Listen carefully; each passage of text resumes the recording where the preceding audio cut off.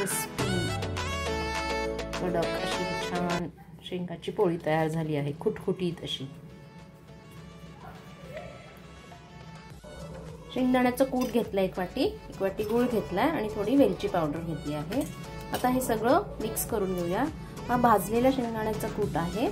तुम्ही शेंगदाणे भाजून आधी फिरवून त्याच वेळी गूळ घालू शकता किंवा तुमच्याकडे रेडी कूट असेल म्हणजे भाजीसाठी वगैरे पण लागतं आपण, तर अशा वेळीही पटकन करू शकता। पोळ्यांसाठी हे सारण आता आपण बनवून घेऊ। कूट घालते मी इथे, गूळ घालते आणि ही वेलची पावडर घालून घेते आणि आता हे असं मस्त हे मिक्स मिसळून आलेलं आहे। हे आता आपण इथे काढून घेऊया। याचा असा व्यवस्थित लाडू बांधता येतो, म्हणजे तूप वगैरे काही न घालता ह्याचंच तूप सुटलेलं आहे कुटाचं, आणि त्यामुळे हे आपण ॲज अ लाडू पण खाऊ शकतो। पण लाडूसाठी गूळ कमी वापरायचा जरा, आणि ते कारण की आपण पोळ्या करणार आहोत म्हणून इथे मी गूळ जरा जास्त घेतलेला आहे। आता मी हे सगळं असं काढून घेतलं आहे। हे असं व्यवस्थित आपण आता कणिक भिजवूया आणि त्याच्यामध्ये याचा एक असा गोळा घालून आपल्याला शेंगाच्या पोळ्या करता येतील। तर मी आता पोळीसाठीची कणिक भिजवते। आता कव्हरसाठी मी पीठ भिजवतेय। हे 2 वाट्या आपण गव्हाचं पीठ घेऊया।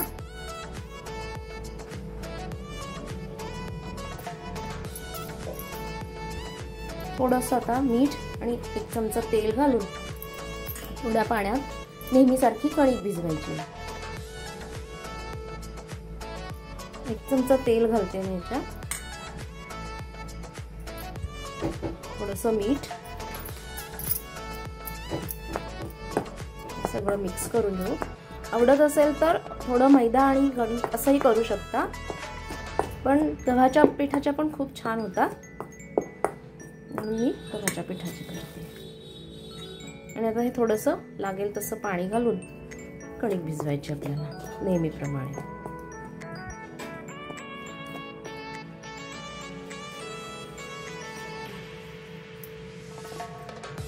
बरोबर 1 वाटी पाणी इथे लागलेलं आहे। अजून थोडंसं पाणी लागेल। असं हे पीठ भिजवलंय तर मी परत थोडंसं तेल लावून घेते या पिठाला आणि मळून आपल्याला हे 15 मिनिटं छान रेस्ट करायला ठेवायचं। 15 ते 20 मिनिटं। जितकं छान भिजेल तेवढे आपल्या पोळ्यांचं वरचं कव्हर छान मऊसूत होईल। तुम्ही अर्धा तास पण ते असं मुरायला ठेवू शकता आणि नंतर मग आपल्याला पोळ्या करायच्या। मी आता हे झाकून ठेवते। हे नेहमीसारखंच आपलं पीठ आहे।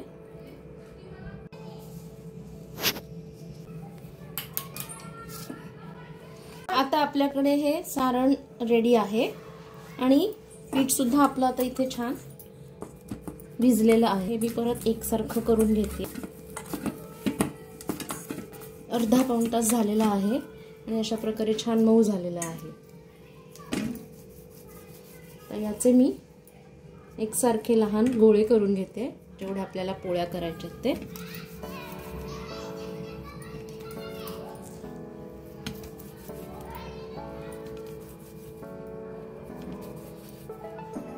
दीड वाटी पिठाचं पण कणिक चालू शकेल ह्याला, म्हणजे आपल्यावरती आहे।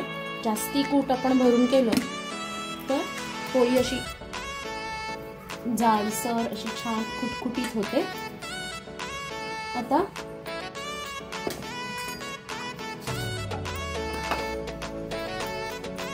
ह्याची परत आपल्याला नेहमीसारखी पारी करायची आहे आणि जशा मागच्या व्हिडिओत आपण बघितलं होतं खव्याच्या पोळ्या, खव्याचं सारण ठेवलं होतं, तसंच आता हे सारण देखील आपण इथे ठेवूया आणि हे असं बंद करून घ्यायचं। यासाठी पण अर्थात याच्यात गूळ असल्यामुळे तो वितळू शकतो, म्हणून मी पुन्हा नॉनस्टिक तवाच वापरत आहे, जेणेकरून अगदी इझिली आपल्या पोळ्या व्यवस्थित होऊ शकतात।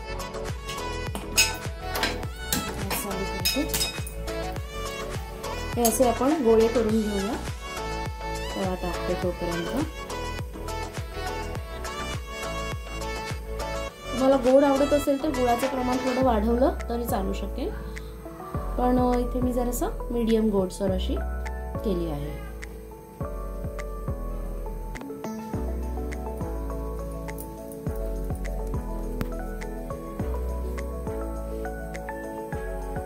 अशा प्रकारे हे इथे आपण शेंगाच्या पोळीचं पुरण किंवा सारण हे भरून घेतलं आहे.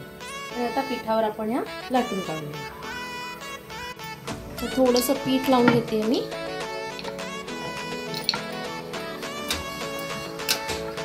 अशा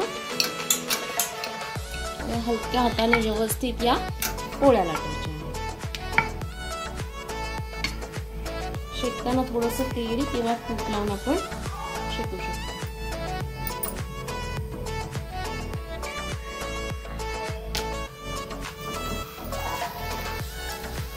अगदी झटपट होतात या पोळ्या सुद्धा. आपण असं सारण करून ठेवलं असेल तर अगदी 15 ते 20 मिनिटांमध्ये आपल्याला या पोळ्या भरून काढता येतात. आता मी ही दुसरी पोळी लाटून घेते. कारण आपलं अगदी कडेपर्यंत गेलेलं आहे. ही पोळी देखील आता छान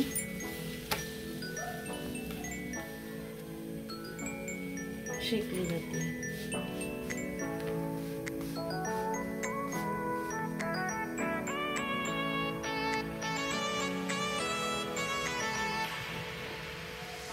या पोळ्या देखील 4-5 दिवस व्यवस्थित राहतात. अशी ही मस्त खरपूस शेंगाची पोळी तयार झाली आहे.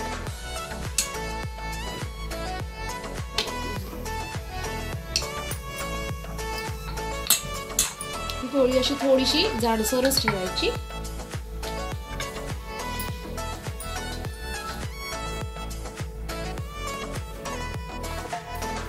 अशी मस्त खरपूस आपली ही शेंगाची पोळी तयार झाली आहे.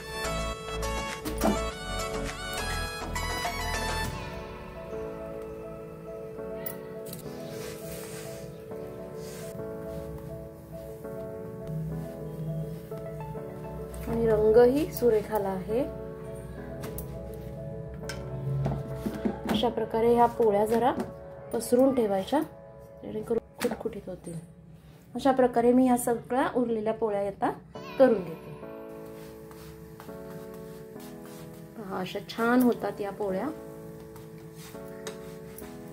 एकही पोळी फाटली नाहीये.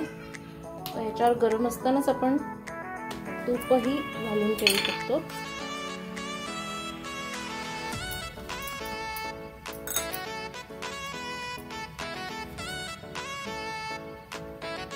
अशा प्रकारे ही क्रिस्पी अशी क्रंची ही पोळी होते. शेंगदाण्याच्या पोळ्या या अशा थंड करत ठेवायच्या. या वाळल्या किंवा क्रिस्पी छान लागतात. तर अशा या आपल्या शेंगाच्या पोळ्या सगळ्या करून झाल्या आहेत. दोन्ही पिठं व्यवस्थित झालेली आहेत. तर या प्रमाणामध्ये 15 ते 16 पोळ्या इथे तयार झाल्या आहेत. 16